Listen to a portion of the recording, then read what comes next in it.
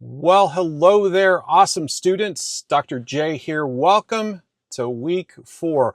We are almost at the halfway point. Actually, at the conclusion of this week, we'll be at the halfway point, and we've done a lot, right? I think most of you will agree that there's a lot going on in this class, and I can assure you there's a lot more coming.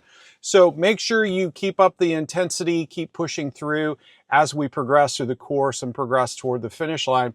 And at the end of this week, as you hit submit on your assignments for this week, you can certainly breathe a small sigh of relief that you've made it through the halfway point. Some good things to keep in mind this week: there is no discussion post. Okay, so as I always say, there's no discussion post. There's going to be something to fill its place. This week, we are actually going to complete Project 1, and that is going to take you a little bit of extra time and energy. So I would certainly encourage you all to get on it, get to it. Don't put things off until the last minute, because there's going to be some things that you're going to specifically need to go through and review and wrap your brain around this week as we talk about Project 1 and move into some of the things into the course. Now, in addition to the Project 1 that we have to complete this week, there is also an activity we're going to want to work on this week and again, get going on it. And one thing I always encourage students are, when we don't have discussion posts, you guys know where I'm headed with this, right? As I talked about it the last time, I think last week, discussion post last week, 2 weeks ago.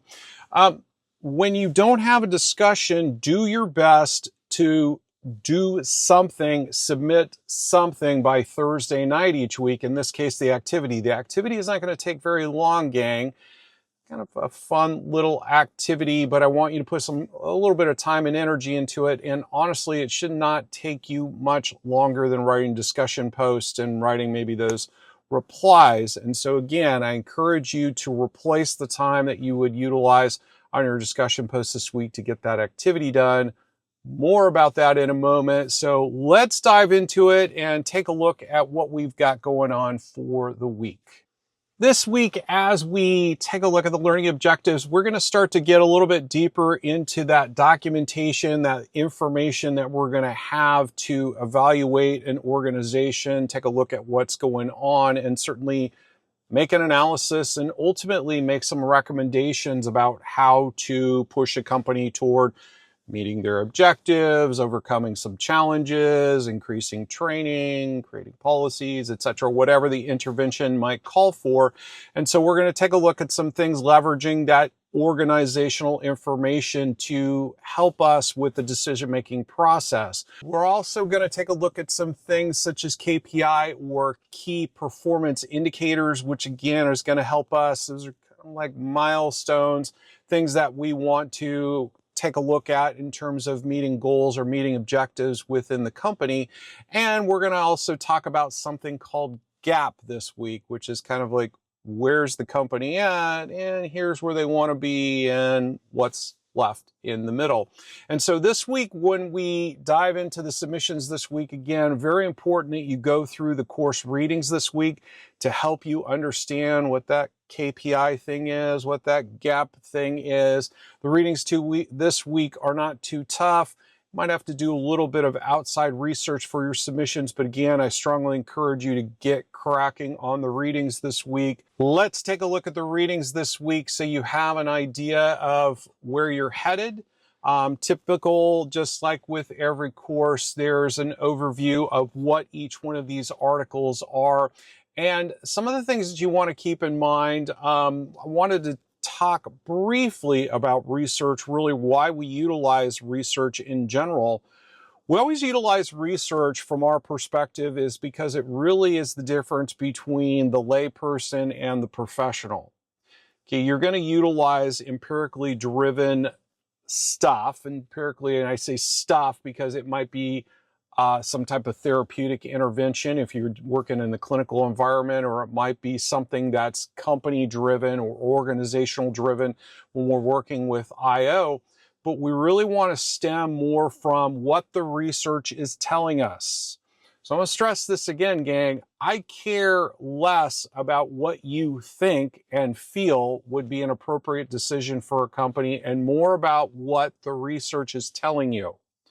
analyze your situation, compare it to the research, make an analysis, write it up, but make sure your statements are supported by the research. And so this week, when we talk about things, smart KPI management system is, again, those key performance indicators. We see articles like this, by the way, as I mentioned last week. It's really helpful sometimes if you have a printer. This is a perfect example of when you can just click on that PDF button and you'll actually see the journal article, which for me is always a little bit easier to read. And again, it's something that you can quickly print out, take with you, highlight some information, scribble some notes down, etc. Now, this is a great article I wanted to touch base on real quick in terms of determining the difference between good research, the research you should be using, quality research versus some stuff that's just floating around on the internet. When you have an article like this that has identified authors, this has been published in a journal, this has been published, has a publication date on it, and as you scroll through it, you can see that there are references in it. This particular format is an MLA style. Remember, we use APA formatting here, but it's not a whole lot different except for how the references are added. MLA uses a numbering system, so these appear in a numerical order based upon when it was utilized within the document, as opposed to APA formatting where we have things in alphabetical order. So again, those of you who are struggling a little bit with APA formatting, make sure you get some support on that. Utilize the Writing Lab's a great resource for that. But nonetheless, work on the development of your APA style. When you see research like this, this is generally considered a higher quality of research than something you might just find on the open internet. Now, there are a number of articles this week that I would say in some cases would be in the gray area. They're assigned in the course, so of course we want you to read them, but they're good informational articles to help you understand what a KPI is, a key performance indicators, definition and examples here. It talks about what these things are, what to look for within it, specific, measurable, achievable, relevant, time-bound, etc. Does that sound, those SMART goals, sounds familiar? Maybe you've heard in another class. But these are some things that is absolutely going to help you to understand the basics of what this information is, as well as what the breakdown information is. And here's a great video to help walk you through that process. So make sure that you're watching this video.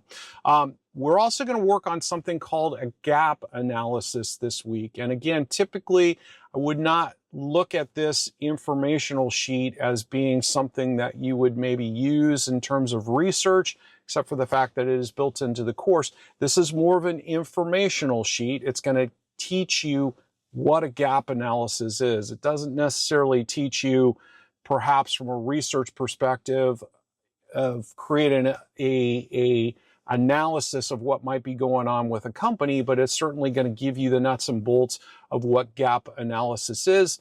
And then here's another article here, identifying signs of dysfunctional organizational culture. This is a really great article, Tilt 365.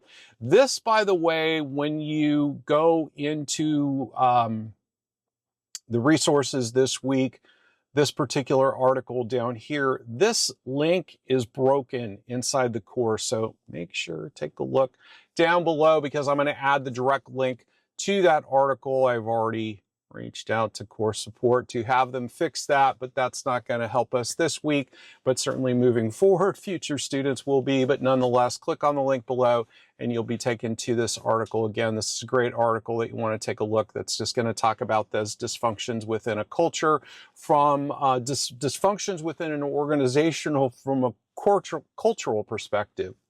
Get my terminology correct there. Asset management, again, this is more about what a gap analysis is and why we would do such a thing when working with an organization. These are all important key elements that you're going to want to work on, specifically as we're moving into Project 2. But before we do that, we are certainly going to need to address the Project 1 that we have due this week. And so, gang, please don't wait on this. Please don't put everything off until Sunday afternoon when you feel like you finally have time to sit down and work on some of these things. Want you to get started on the readings and start working on some of this stuff early in the week. And again, as I stressed, the activity, which I'll talk about here in a moment, take every opportunity to get that done by Thursday night this week, as you don't have a discussion post, and have that out of the way so you can focus the bulk of your time and energy on project one. We have been working with this company and with this information for the past couple of weeks. So you're going to see the supporting materials for this. You're very familiar with it. You've seen it over and over again as we talk about this company, Chip Flair, mission statement, vision statement, demographics of the organization, etc. So you're very familiar with this organization. We again are going to work with some of the functions and the statistical information. We've talked about this information ad nauseum, right? We've gone over and over this stuff. I've given you some ideas of how to present the information, creating visuals. We've had some practice with that, creating ways to make the information very usable to the end user, etc., as well as these are the job performance metrics that we've talked about again for the last couple of weeks. So all of these materials are going to be pulled together in your write-up this week, and I want you to look at this document, and this is essentially your outline, okay? Gang, it's really important that you take time to format your document and present something nice, easy to read, understand, in appropriate format. And in this case, I'd recommend all students doing this in APA format. Put a cover page on it, have your reference page at the end, and you should have all the information in the middle. How long is this to be? Roughly 5 pages.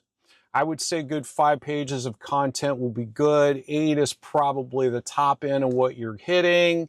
Go a little bit more than that, that's okay. But if you have 10 or more pages of content, you really do have too much. So look at what you have, shrink things down a little bit, but you should have a good solid 5 pages. Think of maybe each one of these sections as being a page and a half of information, and you want to make sure and cover all of these key elements within your submission. I have no doubt all of you are well on track to completing this submission if you've been working hard over the past couple of weeks on Chip Flair, on this content that we've been working with. This is not going to be anything new to you, and this is going to be something that you're going to be able to put together, but please don't misunderstand that this is not going to take you some time and attention to complete. Again, APA formatted document, title page, references, etc. Full APA formatting, guys. That will help you to get on track again with practicing those skill sets. And this is one of those times, as I always tell students, that we're going to focus a little bit more on that stuff in terms of grading project-wise. So if those of you who've been a little bit lax or struggling with how to do some of these types of things, this week's a great opportunity to get some help. Reach out to one of the writing coaches, have them take a look at your submission before you submit it to the class, but make sure that you proof, edit, go through this information, everything is in alignment and everything matches. And I don't think students are going to have, by and large, too tough of a time addressing these questions and answering this information. Make sure your analysis is well supported. Spend some time doing the research. Okay, remember we research the topics. We're not looking for an answer for a question. We want mastery of content. And by the way, it shows in your writing, those of you who just go on to Google and type one of these questions in and get an answer, it shows in your writing the students who do that versus the students who are not. Maybe your grade is okay either way, and maybe you're okay with that, but it's the mastery of knowledge that's going to be more important. Those of you who have some aspirations working in a consulting arena, I'm a project person, which means that I submit a proposal to somebody, and that's going to determine whether or not I'm going to get the project. If I get the project, that's going to be great. I have something to work on, and I get a check at the end. If I don't get the project, I move on to the next one.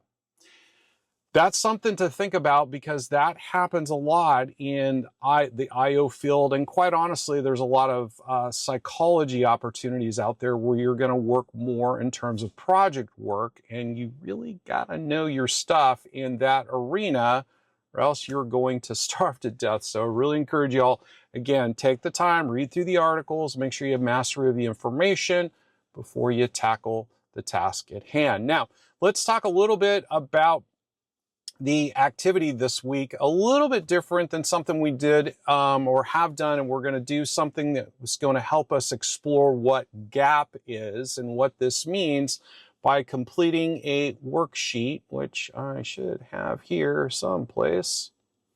This essentially is going to be your worksheet, and you're going to identify the current state of the company, the future state of the company. Essentially, this is where we're at today. This is where we want to be, and this is an analysis of what is happening in the middle. Then we're going to summarize some of our information, essentially how you came to some of these conclusions. Now, again, this particular activity should not take you any longer than what it takes you to write a good solid discussion post and a couple of replies. I encourage you to get that done this week. But in order to complete this document, you're going to need to do the readings this week and go through some of those videos so you have a clear understanding of what the expectations are when we're doing an analysis. We're doing a gap analysis or a maturity analysis is what we call it as well. So keep these things in mind, plan accordingly. Don't put things off until the last minute, as that is a recipe for disaster. So again, make sure you're putting the time and energy into the readings and into your submissions, into the coursework this week. It's all about mastery of content. Start out by doing the readings this week. Work on getting that activity done by Thursday. Strongly recommend that. Again, that's normally the time when you would have a discussion post due. So take every opportunity to just create a goal for yourself to complete that activity by Thursday, and do your best to complete as much coursework always by Friday as possible so you can have some time to unplug on the weekends. Now, I've certainly enjoyed working with all of you in this class. We're getting close to the halfway point. We'll be there as we hit submit on the assignments this weekend. And as we start week 5, if you have any questions or need any support, don't hesitate to reach out. I've gotten some great feedback from students thus far, so I know a number of you are enjoying the class and enjoying the challenge. Keep any feedback or questions coming my way. Reach out if you need some support or assistance. I travel full time, as a number of you have kind of seen and commented. And so a lot of times it might take me a minute or two to get back to you, but I definitely will get back to you. I'm usually very timely with my replies, and will certainly, sometimes I pay attention. If it's something really urgent, I'll get back to you right away. If it's something not quite as urgent, I might put it off until I have a minute to sit down in front of my computer. But nonetheless, reach out if you do have any questions. I'm looking forward to seeing your submissions as they come in throughout the week. I am off to tackle grading from this past week. We'll have that posted as soon as possible. But for now, this is Dr. J. Looking forward to seeing your submissions this week. Everybody have a great week.